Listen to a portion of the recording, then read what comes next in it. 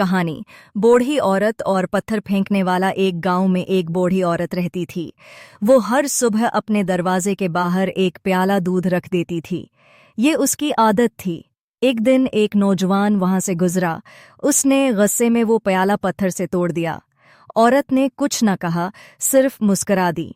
अगले दिन फिर उसने प्याला रख दिया। वो लड़का रोज आकर प्याला तोड़ देता। लोगों ने कहा, माँ जी, ये क्यों करती हैं? वो रोज तुम्हारा नुकसान करता है।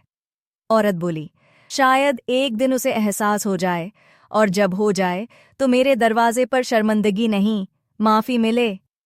कुछ दिन बाद वही लड़का बीमार पड़ गया। औरत खुद उसके घर दूध लेकर गई। लड़का रो पड़ा, बोला, मैंने आपको दुख दिया और आप मेरी मदद को आई हैं।